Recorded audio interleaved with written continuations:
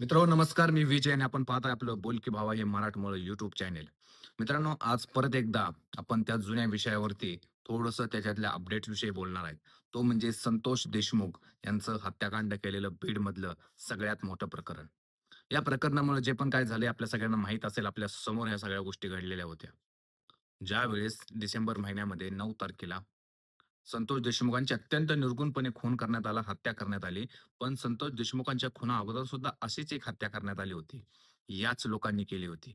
पण त्या ठिकाणच्या नादान पोलीस डिपार्टमेंटनी आणि जी पण लोकं विकली गेलेली होती, व्यवस्थेला ज्यांनी ज्यांनी थिटारलं होतं, व्यवस्था नकोय आम्हाला आणि फक्त तिथल्या स्थानिक राज्यकर्त्यांचे गुलाम झालेल्या त्या पोलिसांना आजही तिथल्या पोलिसांना आजही अटक केली गेलेली नाही. आजही त्यांना अभयच दिलं गेलेलं आहे. संतोष देशमुखांचा खून हा एक एकमेव खून नव्हता. याच्या पाठीमागे खूप काही गोष्टी घडल्या होत्या आणि यातला मेन मास्टरमाइंड वाल्मिक कराड हा आजही बाहेर सुटण्यासाठी प्रयत्न करतोय. या प्रकरणामधले सगळे आरोपी मकोका अंतर्गत आतमध्ये असताना सुद्धा वाल्मिक कराडवर सुद्धा मकोकाचा गुन्हा नोंद झालेला असताना सुद्धा तो बाहेर कसा काय पडू शकतो? तो बाहेर पडण्यासाठी कसा काय प्रयत्न करू शकतो? मकोकाच्या अंतर्गत केलेल्या याच्यामध्ये त्याला जामीन सुद्धा नसतो. मग वाल्मिक कराडला जामीन कसा काय मिळू शकतो? आणि तो कसा काय प्रयत्न करू शकतो? आणि या सगळ्या प्रकरणामध्ये जे वकील होते उज्ज्वल निकम, त्यांना तर राज्यसभेची खासदारकी मिळाली, जे सरकारतर्फे लढत होते. मग आता ते राज्यसभेची खासदारकी तिकडे मिळवणार, काही तो महाराष्ट्राच्या या सगळ्यात महत्त्वाच्या विषयाचा म्हणजे संतोष देशमुखांच्या खुनाचा तपास करणार. नक्की त्यांची भूमिका काय आहे? सरकारला काय हवंय नक्की? सरकार कुठल्या व्यवस्थेचा बळी घेते आणि कशामुळे या सगळ्या गोष्टी घडतायत?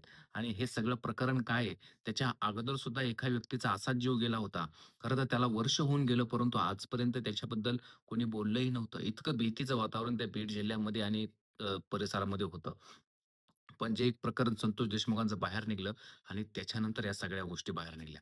तर मित्रांनो, नमस्कार. मी विजय आणि आपण पाहताय बोलकी भावा. मित्रांनो, ज्या संतोष देशमुखांचा खून केला त्याच्या अगोदर बीडमध्ये एक प्रकरण घडलं होतं सेम असंच.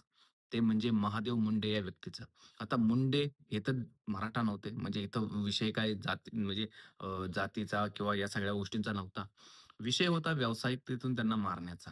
महादेव मुंडेंचा व्यवसाय काय होता? तर ते छोटे-मोठे फ्लॅट्स घ्यायचे, प्लॉट घ्यायचे आणि खरेदी-विक्री असा काहीतरी व्यवसाय होता.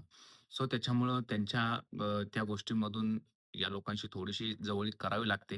कारण हे मोठमोठ्या प्रशासकीय अधिकाऱ्यांचे सुद्धा चमचे असतात. तसेच हे एखाद्या तिथल्या पालकमंत्री, कोण आमदार, खासदार त्यांचे सुद्धा जवळचे असतात. सो त्याच्यामुळं या लोकांना कुठेतरी सोबत घ्यावं लागतं. असंच महादेव मुंडेंनी यांना सोबत घेतलं. परंतु याचं फळ महादेव मुंडेंना काय मिळालं? तर महादेव मुंडेंना मारण्यात आलं. बरं इतक्या क्रूरपणे मारण्यात आलं, इतका भयानक मृत्यू हे लोकं देऊच कसे शकतात? म्हणजे ह्यांना या सगळ्या गोष्टी कशा म्हणजे काहीच कसं वाटत नाही यांना, की जे आपण काय करतोय या सगळ्या गोष्टी कसं म्हणजे एकदम डोक्याच्या बाहेरची केस आहे ही सगळी. इतकं कसं काय होऊ शकतं या लोकांकडून? जसं संतोष देशमुखांना तर ह्यांनी निर्घृणपणे मारलंच. पण त्याच्या अगोदर महादेव मुंडे नावाचा माणूस याला सुद्धा मारलं आणि याचे ढळढळीत पुरावे प्रशासनाला, पोलीस डिपार्टमेंटला या सगळ्यांना बाळा बांगर नावाची व्यक्ती देते. खरं तर त्या माणसाने पुरावे होते तर अगोदरच ह्या सगळ्या गोष्टी करायला हव्या होत्या. परंतु म्हणतात ना प्रत्येकाला आपला जीव प्यारा असतो. तसंच शेवटी आता हे सगळे आत गेलेतच तर मग त्या निमित्ताने महादेव मुंडेंना न्याय मिळाला तर मिळाला. न्याय मिळाला तर कदाचित त्यांना त्याची हे सुद्धा वाटेल, की आपल्यामुळं कोणाला तरी न्याय मिळाला. म्हणून या प्रकरणात बाळा बांगर यांनी चांगलं लक्ष घातलं. त्यांनी बऱ्यापैकी डिटेल्स ह्याच्यामध्ये सांगितल्या. आता या प्रकरणामध्ये जर विचार केला आपण, हे जे प्रकरण आहे, या प्रकरणामध्ये सगळ्यात महत्त्वाची गोष्ट म्हणजे याचा मेन सूत्रधार वाल्मिक कराड नसून त्याचा मुलगा आहे. महादेव मुंडेच्या प्रकरणामध्ये. आणि या लोकांनी काय केलं होतं, फील्डिंग टू असं काय काय असं एक सर्कल तयार केलं होतं, की लोकांनी भिवून कुठली गोष्ट बाहेरच आली नाही पाहिजे. आणि तत्कालीन गृहमंत्री देवेंद्र फडणवीस यांचा तर निष्काळपणाच आहे सगळ्या गोष्टींमध्ये. निष्क्रियच राहिलेले ते. त्या कालखंडात काय ना आज काय. त्यांच्याकडून कुठलीच गुन्हेगार रोखली जात नाही. कुठलंच त्यांच्याकडून कुठलीच गोष्ट होत नाही. कसा महाराष्ट्राचा गृहमंत्री पाहिजे यार? इतकं मोठं महाराष्ट्र राज्य आहे आपलं. इथं सगळ्या डिपार्टमेंट इथं सगळ्या म्हणजे मोठमोठ्या कंपन्या आहेत, मोठमोठी शहरं आहेत, मोठमोठ्या गोष्टी आहेत. इथं रोज क्राईम घडतोय. त्या क्राईमला रोखण्यासाठी काहीतरी तुमच्याकडे प्लॅन असेल की नाही? तो प्लॅन तुम्ही ठेवा. प्लॅन तुम्ही लोकांना द्या. प्लॅन तुम्ही त्यातून लोकांना कुठेतरी वाटलं पाहिजे, की आपला गृहमंत्री काहीतरी करतोय. हे प्रकरण एवढं घडलं, याची एक सुद्धा रेष सुद्धा त्यांच्यापर्यंत पोहोचली नसावी. एक गोष्ट सुद्धा देवेंद्र फडणवीसांपर्यंत पोहोचली नसावी. मग वाल्मिक कराड, तो कृष्ण आंधळे, तो सुदर्शन घुले, तो जयराम चाटे, तो प्रतीक घुले-बिले ही जी मंडळी पहिला खून करून आरामात होती ना, त्यांच्यापर्यंत ती गोष्टच पोहोचली नाही. आणि यात काय कमी म्हणून क्रूरतेचा कळस किती बघा. त्या व्यक्तीला मारल्यानंतर महादेव मुंडेला त्याचा मांसाचा तुकडा घेऊन हे खिशात घेऊन फिरत होते, जेणेकरून लोकांना घाबरवायला बळ पडेल. त्या बाळा बांगर सांगतो, की बाळा बांगरला त्या मांसाचा तुकडा यांनी 8 दिवसानंतर दाखवला, की "हे बघ, महादेव मुंडेची हत्या आम्ही केलेली आहे. आमचं कोणी काही वाकड करू शकत नाही. आम्हाला कोणीही इथं नडवू शकत नाही." हा सगळ्यात मोठा त्यांचा गैरसमज होता. तो संतोष देशमुख खुनानंतर बाहेर आला. तिथल्या स्थानिक पॉलिटिक्स लोकांनी थोडीशी याच्यामध्ये लक्ष घातलं, म्हणून कदाचित ते तरी प्रकरण उघडकीस आलं. नाहीतर तेही प्रकरण असंच दाबलं गेलं असतं. कदाचित त्या प्रकरणाची म्हणजे जाती त्याला अंग लागलं, वळण लागलं. परंतु त्या प्रकरणातून कुठे ना कुठेतरी गोष्टी बाहेर आल्या आणि यांच्यावरती जे काही कडक कारवाई करावी ती करण्यात येते किंवा त्या कडक कारवाईला ही लोकं सामोरे जात आहेत सध्या तरी.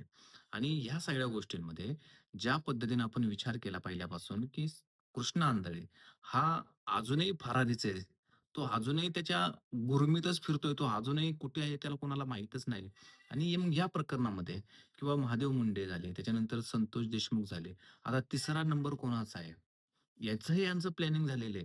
तरीही गृहखात्याला याच्याबद्दल काहीच माहिती पडत नाही.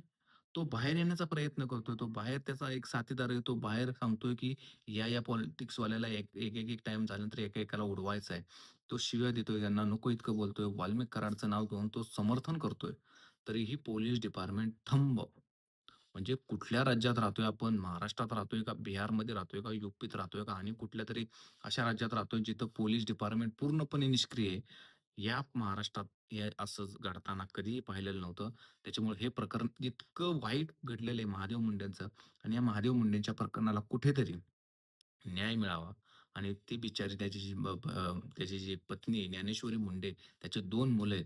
खरं तर या सगळ्या प्रकरणामध्ये मुंडे आहेत ते मुंडे. मग पंकजा मुंडे, धनंजय मुंडे यांनी तिला साथ दिली पाहिजे ना. किती झालं तरी आपल्या समाजातली आपली भावकी आहे. पण त्यांना साथ कोण देतंय तर मनोज जरांगे पाटील देतायत. जे मराठा समाजाचे नेते ते मराठा आरक्षण योद्धे आहेत ते. पण त्यांच्यापर्यंत त्या ताई गेल्या कारण तिला विश्वास होता, की हा माणूस काहीतरी आपल्यासाठी करेल. आणि आज त्यांच्या थोड्याशा का होईना दबावामुळे ते प्रकरण पुन्हा एकदा बाहेर येतंय आणि ते बाहेर आल्यानंतर त्या प्रकरणातल्या बऱ्याचशा बारीक-सारीक गोष्टी त्या आपल्या समोर येतीलच. मित्रांनो, तुम्हाला काय वाटतंय? तुमची काय मत आहेत? हे प्रकरण खरंच बाहेर पडेल आणि याच्यात खरंच न्याय मिळेल? तुमची मतं कमेंट्समध्ये नक्की व्यक्त करा. आणि असेच माहितीपूर्ण व्हिडिओ पाहण्यासाठी आपल्या चॅनलला लागलीच सबस्क्राईब करा. धन्यवाद. जय हिंद. जय महाराष्ट्र.